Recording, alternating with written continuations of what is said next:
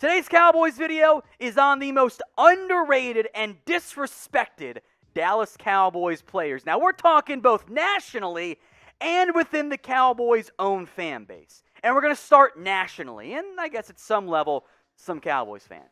That is Dak Prescott, who gets way more hate than he should nationally, especially from, some of the major failing ESPN analysts out there.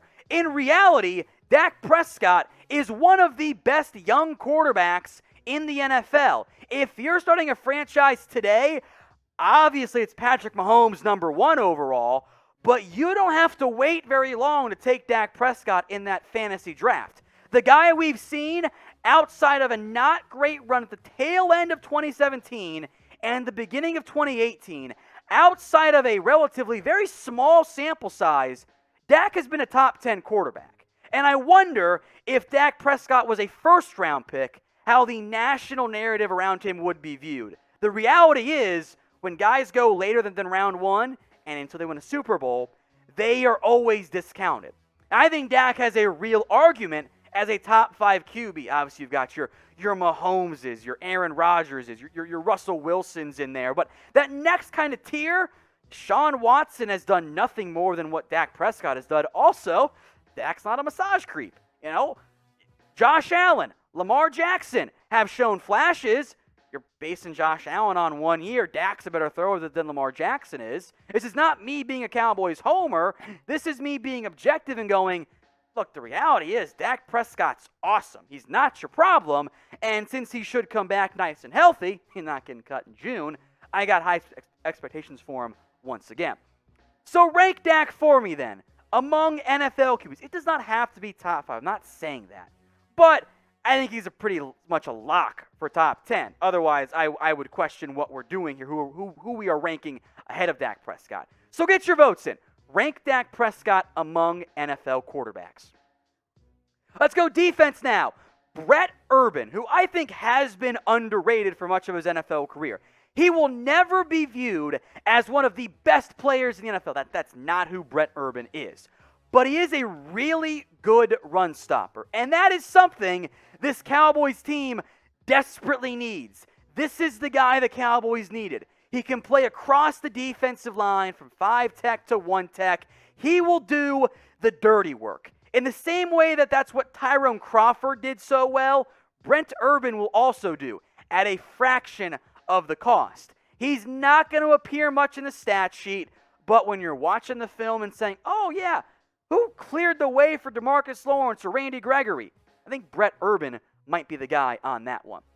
So this question will be the pinned comment on today's video. Who do you believe is the most underrated Cowboy player? Offense, defense, national, or someone you think gets dismissed altogether? If you get the ad break here on YouTube, scroll on down and get your votes in. Next up is Dalton Schultz, and as someone who continues to put Blake Jarwin over him on the depth chart, I think I myself am probably underrating Dalton Schultz.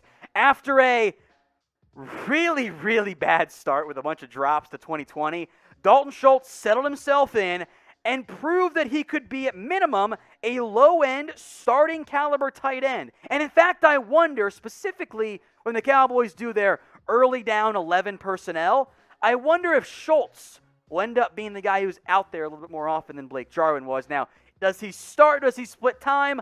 I'm not sure. But if he does start and plays like he did last year, the Cowboys will probably lose him because there are plenty of teams out there who could use a starting caliber tight end, like, for example, Dalton Schultz. I mean, the Jags brought in Tim Tebow. That's how desperate they are at the tight end position.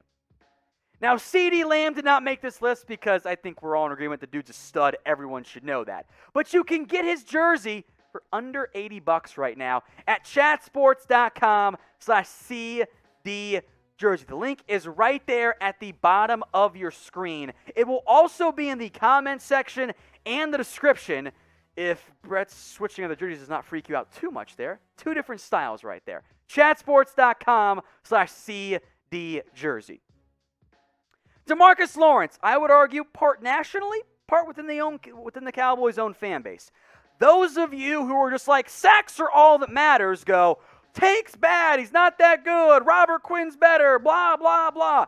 However, once you actually sit down and pay close attention and study everything, the impact, I would argue, obviously, is actually there. Now, make no mistake. For the cost that DeMarcus Lawrence is getting paid by the Cowboys, you want to see more sacks. I am not in disagreement with that. Although, part of this is not all DeMarcus Lawrence's fault. His pressure rate this past year was still almost 12%. I am willing to bet that many of you would be like, oh, I want Myles Garrett, I want Chase Young, I want Khalil Mack over DeMarcus Lawrence. Based on the pressure rate, however, DeMarcus Lawrence, nearly identical to Myles Garrett, substantially higher than Chase Young's, just behind Khalil Mack. There's kind of a 2 or 3-fold problem here. Number one, because the Cowboys' run defense was garbage, with Tank being the only good run stopper on that unit, last year at least, Lawrence did not have the same number of pure opportunities. If Tank had the same pass rush reps as other guys, he'd probably have 8 or 9 sacks. I want to see him finish better as a pass rusher, but part of the opportunities DeMarcus Lawrence got, the Cowboys were down so often this year. There were not that many great third down pass rush reps. Now, some of those are excuses, some of those are reasons, but DeMarcus Lawrence, the football player, is still really friggin' good. But this is your chance to disagree with me. How do you feel DeMarcus Lawrence is rated? Type O for he's overrated, or type in U for underrated. Get your votes in for me right now in the comments section.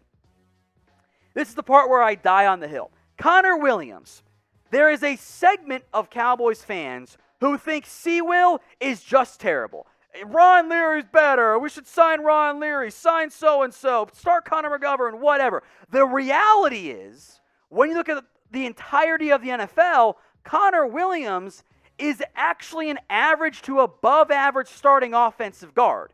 Now, is he as great as prime Ron Leary? No, probably not. And you look at these stats, all Pro Football Focus, and you go, Tom, 24 hurries? That's really bad. That's a lot. It is a lot of volume. Fun fact, folks, Connor Williams actually played the most pass block snaps of anyone in the NFL. If you include just the pressures relative to the number of snaps he had, Connor Williams only got beat 4% of the time. It's actually a really good figure. Even in Ron Leary's last year, that's better than what Ron Leary had his final season. So Connor Williams, who in reality, I think, assuming he beats out Connor McGovern, I'm down for a competition, by the way, he's probably going to get paid next offseason by somebody. And I will be the first to say, his losses can look ugly. But every single year, Connor Williams has gotten better. If he's your worst, or really right now, second worst offensive lineman, he's not your problem. If he's your best offensive lineman, like he was last year, well, that's when the O-line starts to have some issues. Now, if you guys want daily Cowboys videos, sometimes multiple times a day, by the way, hit that big red button and subscribe. I know that not all of the 500 plus people watching right now are actually subbed, and that's okay. But as you get closer and closer to 100,000 subscribers, you don't want to miss out. Join the #1 most watched, I would argue most, and I know most engaged, and most fun Cowboys channel out there, hitting that big red button right now. Donovan Wilson, next up here, almost a no-brainer, also underrated by his own coaching staff, and by me last year too. Because Donovan Wilson, for reasons forever unknown to mankind, was stuck behind Darian Thompson last season. He is very clearly a starter this year, going to rock number 6, major stock up there, by the way. And I think a full offseason and preseason of starting reps only help him. It seemed like last year that every time there was a big play made, ended up being with Donovan Wilson. 3 pass breakups, 2 interceptions, 3 forced fumbles. I don't adore him in coverage necessarily, but if he's going to be more of your strong safety, I think that's going to end up doing really well for the Cowboys. So I am now a believer in Donovan Wilson. I was slow to get on board the train. I would argue we've been burned in the past. Hopefully the Donovan Wilson breakout is not the Xavier Woods breakout that I swore happened for the first 8 games or so of 2018, or 2019, one of the two, and then he just fell off a cliff after that. But I'm hyped about Wilson this season. Finally, back to the national standpoint, Amari Cooper. And it is very weird to me when I see all these top receiver rankings lists, and Amari Cooper isn't even top 15 sometimes. Amari Cooper, I would argue, is the best route runner in the NFL. And we haven't even seen his final form yet because the Cowboys' offensive line was so injured last year. We did not get to see the slant and go sluggo route used properly. There were a couple different reps last year where Amari Cooper, just snapped dude's ankles off on that route, and Dalton just did not throw it, even though he was wide open. I think this year, the healthier offensive line, we will get to see that sluggo. I think one of the best routes in the NFL run by Amari Cooper. I think he is a top 10 receiver. Yeah, he can get a little pouty and mopey sometimes if he's getting locked down, but overall, dude's a stud. He should be in every single top 10 wide receiver list.